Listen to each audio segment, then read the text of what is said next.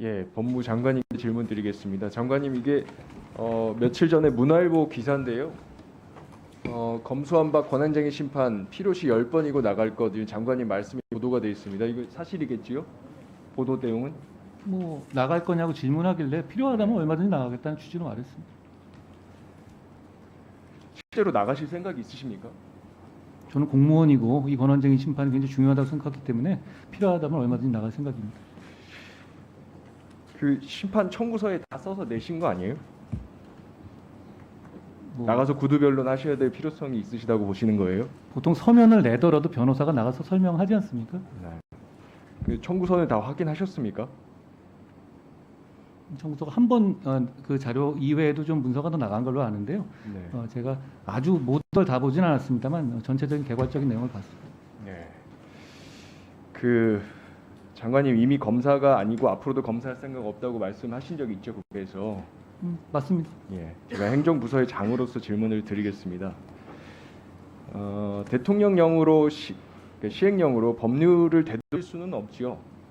당연한 말씀입니다. 그렇죠? 예, 그래서 대한민국 헌법 75조는 대통령은 법률에서 구체적인 범위를 정하여 위임받은 사항에 관하여 대통령 발할 수 있다 이렇게 되어 있습니다. 그렇죠? 법률이 열어진 공간 내에서 시행령을 만들 수 있는 게 당연한 법치주의 원리입니다. 최근에 이제 8월 11일자로 법무부에서 나온 보도자료를 보니까 이 수사 개시 범위와 관련된 최근에 개정된 법률을 이렇게 해석하고 계신 것 같습니다. 부패, 경제 등 주요 범죄, 법안이 이렇게 되어 있는데 부패, 경제 등 주요 범죄로 되어 있기 때문에 부패, 경제 외에도 주요 범죄가 수사 개시 범위에 들어간다라고 하는 게 법문헌상 명백하다. 이게 지금 보도자료의 내용인데요. 이게 법무부 장관님의 이 법에 대한 해석이 맞습니까? 저는 대부분의 상식 있는 사람들의 해석일 거라고 생각합니다. 예. 그래서 중요 범죄가 추가될 수 있기 때문에 무고등 사법질서 저해 범죄 그리고 개별법에서 고발하도록 한 범죄 두 가지를 추가하셨습니다. 그렇죠? 아까 제가 보여드린 2019년 12월에 그 수정 이후에도 명확히 나와 있죠. 알겠습니다.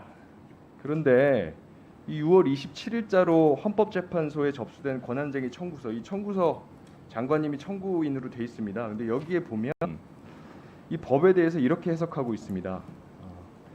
2020년에 이미 6대 범죄 이외의 영역에서는 검사의 직접 수사 개시가 금지되었다.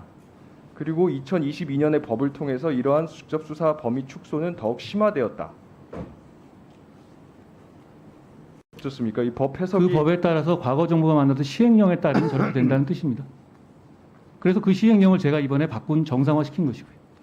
지금 제가 불러드린 내용의 제목이 2020년 개정 형사소송법 검찰청법의 위헌성입니다. 시행령이 아니고. 아니요, 그걸로 인해 가지고 결국은 그런 시행령으로 그렇게 해석돼서 진행됐기 때문에 위헌성이라는 것이고요. 그리고 위헌을 청구해서 위헌 결정이 나기 전까지는 시행령으로서 국민 피해를 최소화하게 보완해야 되는 것도 그것도 법무부 임무라고 생각합니다. 이 권한쟁의 심판 청구 대상은 법률입니다. 시행령이 아니라. 뭐 저랑 다른 말씀을 하고 있는 것 같지 않습니다. 아니요. 시행령에 대해서 지금 하신 게 아니라 법률에 대한 해석을 전개하셨다고요. 이 헌법심판 권한쟁의 심판 청구서예요. 제가 말씀드린 것처럼 지금까지 이 법에 대해서 무고죄 인지 수사가 불가능했죠. 특히 불송치 사건에 의해서.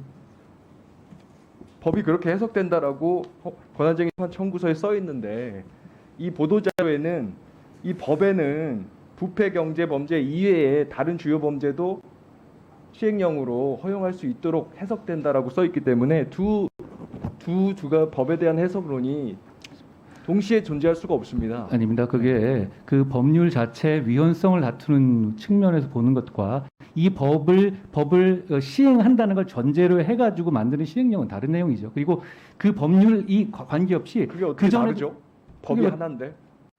아니죠. 지금 제가 말하는 건 시행령이고 앞에 있는 건 법률이고 저희는 그 법률이 위헌이라고 주장하고 있는 거잖아요. 대상도 법률이고요. 이 보도자료에서 지금 해석 대상이 된 것도 법률입니다. 같은 법률입니다. 2022년 5월 3일자로 개정된 검찰청법 개정안, 형사소송법 개정안. 저는 근데 이걸 물어보고 싶습니다. 왜 중을 등으로 바꾸셨는지 그걸 물어보고 싶습니다.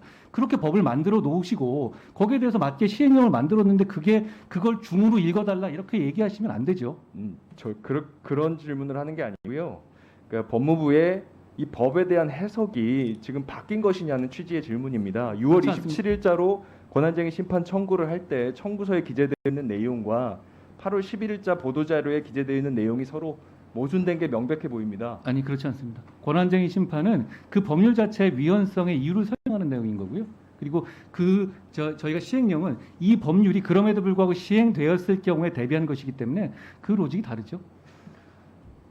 법이 시행이 되는 것은 지금 6대 범죄 이외의 나머지 범죄에 대해서는 수사 개시가 금지되는 법, 그 법이 시행된다는 말씀 아닙니까? 위원님, 정확하게 어떤 부분이 위임에 어긋난 건지 한번 짚어주시면 좋겠습니다.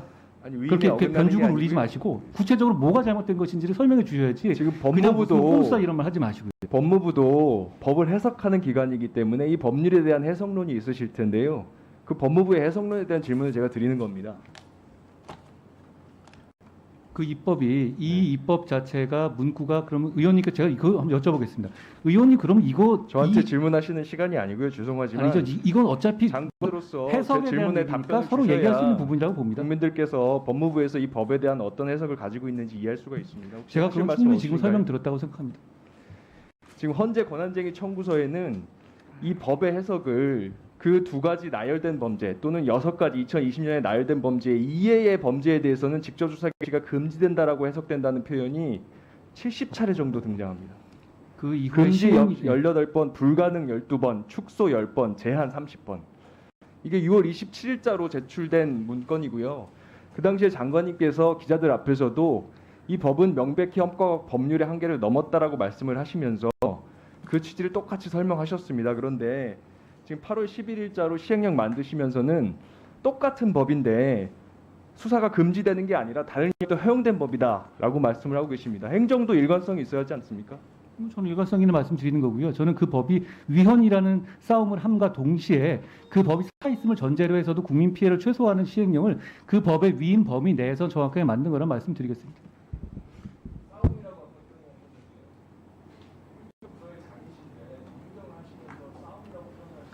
그 싸움이란 표현은 저희가 소송의 당사자라는 뜻이죠.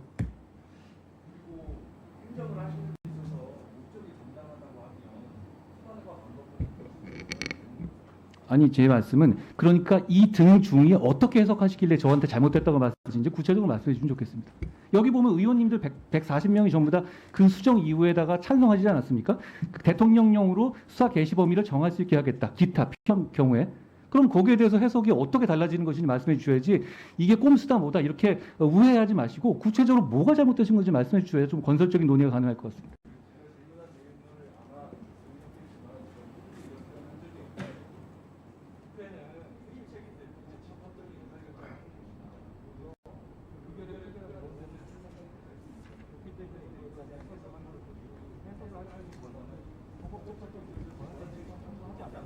네.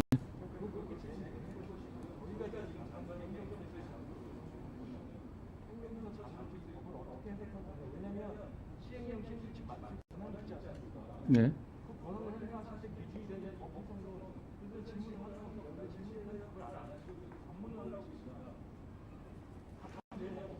아니 제가 지금 시행령을 만드는 데서 명백한 문헌, 지금 해석의 문제가 아니라 이건 문헌의 문제잖아요. 문헌이 애매할 때 해석에 가질 수 있는 것이지 문헌이 명백하기 때문에. 예.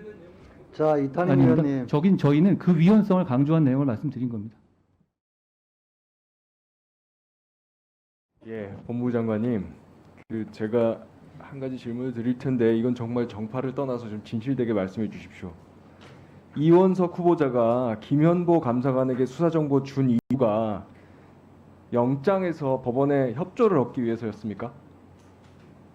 그런 내심을 제가 확인할 수는 없습니다만 법원의 특수성상 법원의 어떤 사법 체계를 감안할 때 법원에서 충분히 감찰 차원에서 고려할 만한 정보가 있지 않았을까 생각합니다. 다만 그 과정에서 제 경위라든가 질문은 이런 걸 제가 정확하게 영장에서 못- 도움을 받을 것을 위해서 준 것이냐 이게 질문입니다.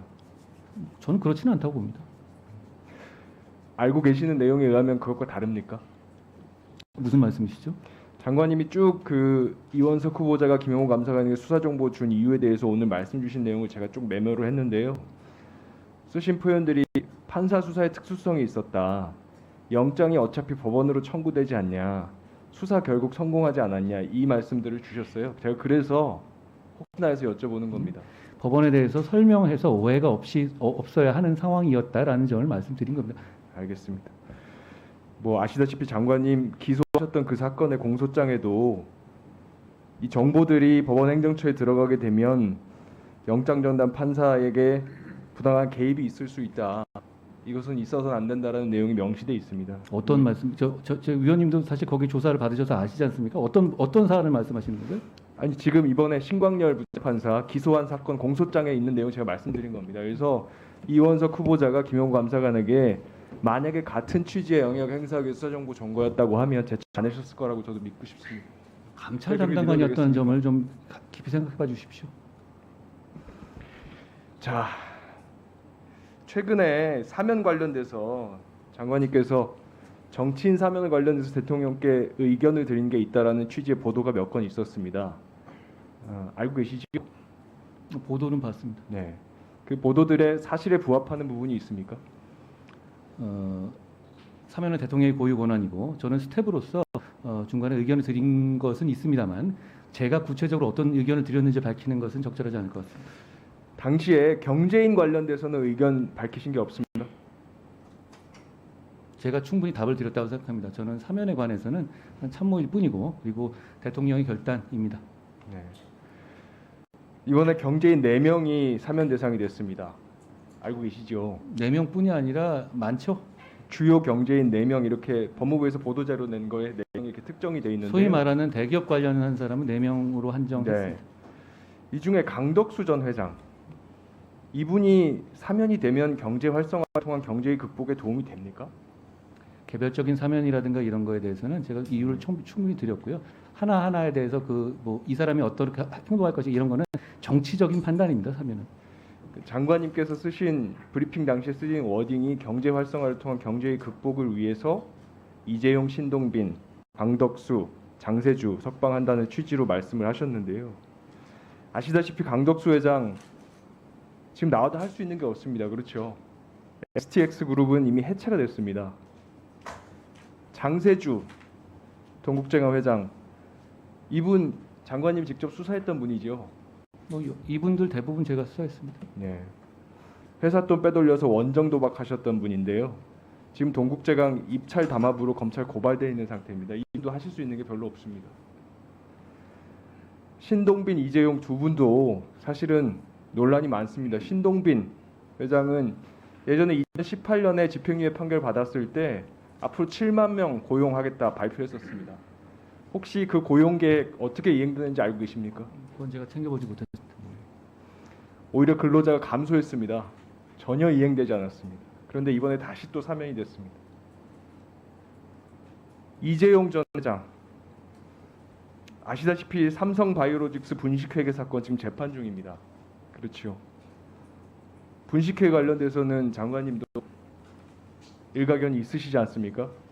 기소 많이 하신 검사다 저번에도 답변하셨고 중범죄다 소신도 밝히셨는데 이번에 뇌물공여 사건에서 사면이 된 논리랑 똑같은 논리라고 하면 분식회계 사건에서도 이재용 회장에게 엄정한 처벌이 되기 어렵습니다. 이런 부분에 대해서 특별히 문제의식은 혹시 없으십니까? 제가 진솔하게 그냥 제 말씀을 드리자면 제가 검사로서 일할 때 어떤 기준이나 철학을 제가 정부직 공무원으로서 일하면서 대통령의 스텝으로 일하면서 그걸 다 관철하거나 그럴 수는 없습니다. 다만 이번 사면은 대통령께서 경제라든가 서민을 어떻게든 살려보는 범위 내에서 국민 여론을 충분히 보시면서 결단하신 거다. 이 정도 말씀드리겠습니다. 사면에 대해서는 저는 제가 어떤 사법작용 내지는 준사법작용을 한 것이 아니라 어떤 그 정무직 공무원으로서 보조한 거기 때문에 거기에 대해서 하나하나의 판단에 대해서 제가 뭐 논리적인 설명을 드리는 것은 적절하지 않아 보입니다.